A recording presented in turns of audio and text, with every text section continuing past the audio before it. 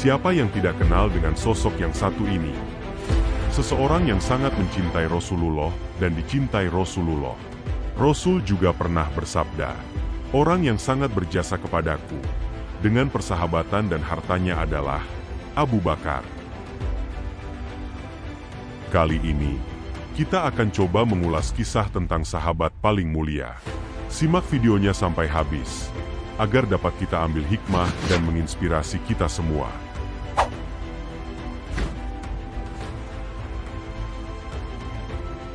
Assalamualaikum. Apa kabarnya sahabat Da3 Muslim?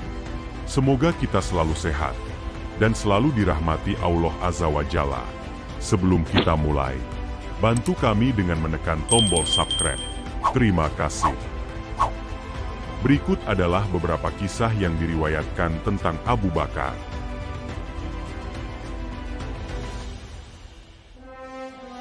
Nama asli dari Abu Bakar adalah Abdullah bin Abi Quhafa. Dia berasal dari suku yang masyhur atau terkenal. Nama sukunya adalah suku Taim. Secara nasab, Abu Bakar nasabnya bertemu Rasulullah pada keturunan bin Murrah. Abu Bakar lebih muda 2 tahun dari Rasul, berperawakan berkulit putih dan bertubuh kurus. Juga, seorang pedagang yang terkenal handal dalam berniaga. Di dalam urusan rumah tangga, Abu Bakar mempunyai 2 istri, yang dia nikahi ketika masa jahiliyah. Lalu ketika Islam datang, kedua istri Abu Bakar pun masuk Islam. Istri yang pertama bernama Hutailah binti Abdil Uzza, di mana dari pernikahan ini, Abu Bakar mempunyai 2 anak, yaitu Abdullah dan Asma. Sedangkan istri yang kedua bernama Ummu Rouman bin Amir. Dan dari pernikahan yang kedua ini, Abu Bakar juga mempunyai 2 anak, yaitu Abdurrahman dan Aisyah. Dari beberapa riwayat mengatakan bahwa Abu Bakar mempunyai 4 orang istri, di mana istri ketiga dan keempatnya adalah orang Ansor, dan ia nikahi setelah umat Muslim berhijrah ke Madinah. Istri ketiga bernama Habibah binti Harijah, mempunyai 1 anak bernama Ummu Kulsum. Dan istri keempat bernama Asma binti Umais, mempunyai 1 anak bernama Muhammad. Abu Bakar memiliki julukan As-Siddiq atau yang membenarkan, dan ada pula yang mengartikan mempercayai. Asal-usul pemberian julukan ini banyak perbedaan pendapat para ulama, tapi yang umumnya adalah disebabkan karena ketika peristiwa pertama kali Rasul diutus dan mengajak Abu Bakar untuk memeluk Islam, tanpa menunggu lama dan bertanya-tanya, Abu Bakar langsung bersyahadat.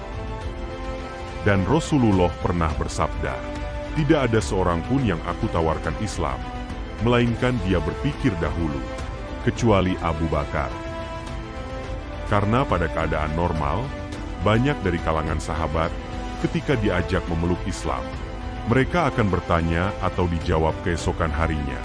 Tetapi dengan keyakinan Abu Bakar terhadap akhlaknya Rasulullah, Abu Bakar langsung bersyahadat. Selanjutnya adalah peristiwa ketika Rasulullah melakukan perjalanan Isra Miraj yang luar biasa, di mana banyak sekali kejadian-kejadian yang di luar nalar akal manusia. Tidak sedikit masyarakat saat itu mendustai kejadian Isra Miraj Rasulullah alaihi wasallam. Bahkan beberapa sahabat ada yang sempat ragu dengan peristiwa itu. Akan tetapi ketika Abu Bakar mendengar peristiwa itu dari Rasulullah, Abu Bakar langsung membenarkan Rasulullah tanpa ragu sedikit pun. Lalu, dari tangan Abu Bakar juga, banyak sahabat-sahabat mulia lainnya memeluk Islam, bahkan 6 diantaranya dijamin masuk surga. 6 orang sahabat itu antara lain adalah Utsman bin Affan, Abdurrahman bin Auf, kemudian Tolha bin Ubaidillah, kemudian Sa'ad bin Abi Waqqas, kemudian Az-Zubair bin Awam, dan Abu Ubaidah bin Jarrah, yang mati syahid di Perang Mu'tah.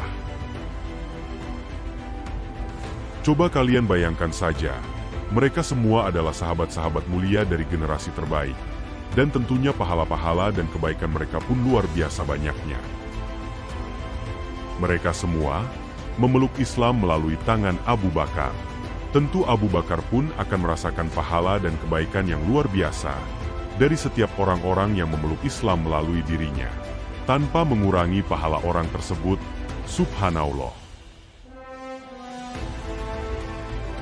Keutamaan dan keunggulan dari sahabat mulia Abu Bakar Asy-Siddiq ini, jika dibandingkan oleh semua para sahabat-sahabat lainnya, yaitu seperti apa yang pernah diucapkan oleh Rasulullah Shallallahu Alaihi Wasallam. Jika imannya Abu Bakar ditimbang dengan imannya seluruh umat muslim di dunia ini, maka akan lebih berat imannya Abu Bakar.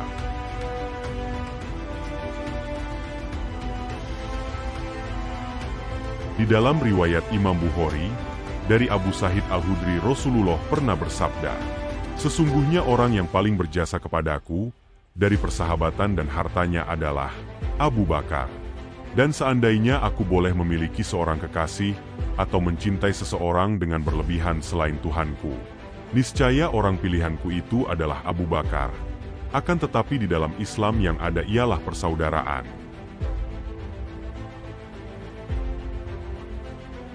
Dalam riwayat lain, sebelum tahun 10 Hijriah, rumah-rumah para sahabat itu sangat dekat atau berdempetan dengan masjidnya Rasulullah. Ketika mereka membuka pintu rumah mereka, mereka dapat langsung melihat masjidnya Rasulullah. Namun ketika di tahun 10 Hijriah, Rasulullah Shallallahu Alaihi Wasallam memerintahkan untuk mengosongkan atau membongkar rumah-rumah sahabat yang berdekatan dengan masjid tersebut. Rasulullah bersabda, "Semua rumah yang pintunya langsung menghadap dan menuju ke masjid harus dikosongkan, kecuali rumah Abu Bakar." Dan sampai saat ini, di dekat Babu Salam Masjid Nabawi, ada tempat yang dinamai Hauhah Abi Bakar atau bekas rumah Abu Bakar, Allahu Ta'alam. Para ulama berpendapat, inilah kelebihan dan keunggulannya Abu Bakar. Sangat bertentangan sekali dengan pemahaman yang diajarkan oleh kaum Syiah, di mana yang kita tahu, mereka justru membenci dan menghina sahabat mulia ini. Naujubillah.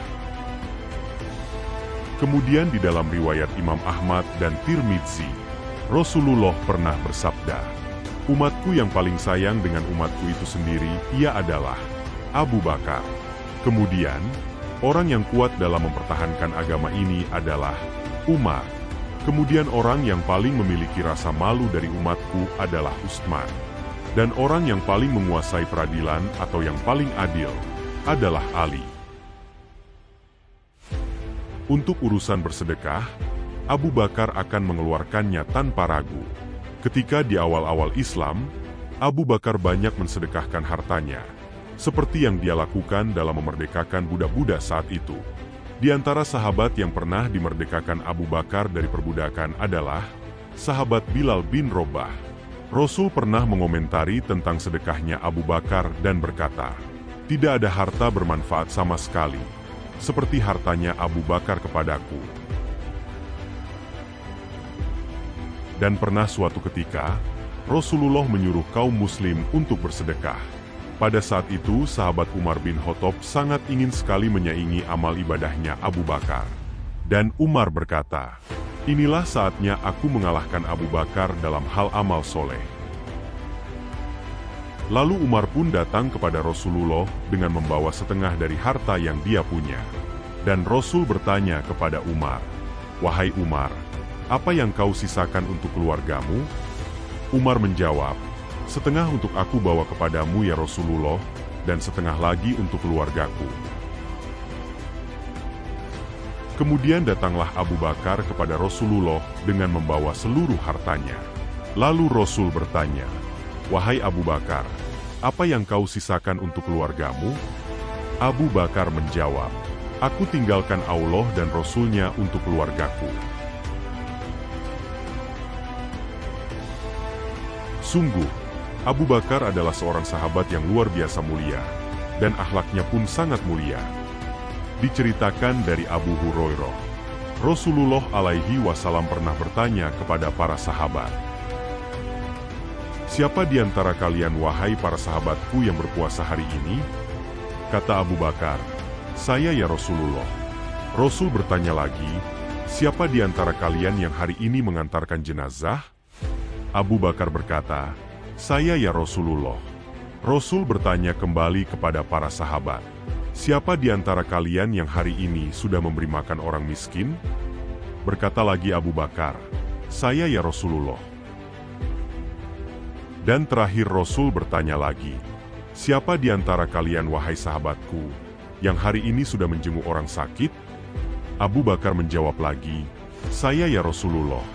Dan Rasul menambahkan, "Tidaklah perkara-perkara ini berkumpul pada seorang mukmin, kecuali dia akan masuk surga."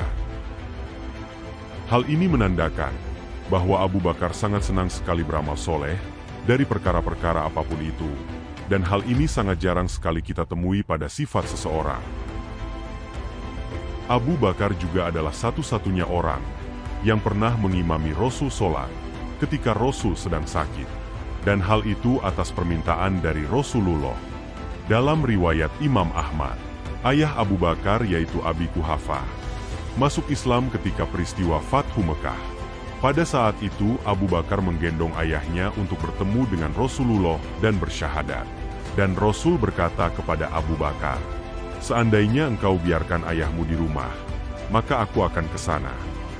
Para ulama menafsirkan perkataan Rasul ini adalah sebuah penghormatan untuk Abu Bakar. Setelah itu Rasulullah melihat rambut dan janggut Abu Bakar yang sudah terlihat mulai memutih. Dan Rasul bersabda, "Ubahlah keduanya, tetapi jangan dengan warna hitam." Hadis ini membuktikan bahwa menyemir rambut diperbolehkan, asal bukan dengan warna hitam.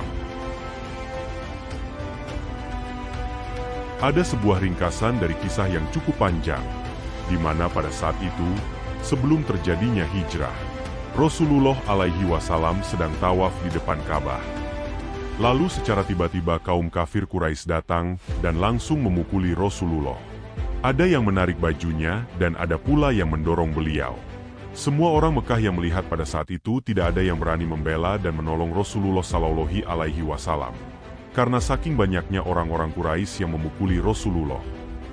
Akan tetapi, Abu Bakar datang menolong Rasulullah dengan mendorong sekumpulan orang-orang yang memukuli Rasul sambil berkata, "Apakah kalian hendak membunuh orang yang mengatakan Tuhan kita Allah?" Lalu sekumpulan orang Quraisy itu pun melihat ke arah Abu Bakar, dan seseorang bernama Utbah bin Robiah langsung memukul Abu Bakar dengan sandal karetnya dengan keras sampai Abu Bakar terjatuh. Lalu Utbah menduduki dada Abu Bakar dan terus memukuli wajahnya. Sampai-sampai Abu Bakar pingsan karena saking parahnya luka yang Abu Bakar terima. Ada juga yang mengatakan Abu Bakar dipukuli sampai wajahnya tidak terlihat karena berlumuran darah. Setelah itu, datanglah suku dari Abu Bakar yaitu suku Taim. Mereka membela Abu Bakar dan membawanya dengan menggotong tubuh Abu Bakar. Setelah sampai di rumahnya, Abu Bakar pun diobati oleh ibundanya yaitu Ummul Khair. Sampai-sampai ibundanya mengira Abu Bakar sudah meninggal, karena Abu Bakar pingsan dengan waktu yang cukup lama. Ketika sadar dari pingsannya, kalimat pertama yang keluar dari mulut Abu Bakar adalah, "Di mana Rasulullah, dan bagaimanakah keadaannya?" Pada saat itu orang-orang suku Taim yang masih kafir mengatakan, "Sudahlah tinggalkan saja Muhammad." Akan tetapi Abu Bakar tetap menanyakan kabar tentang Rasulullah.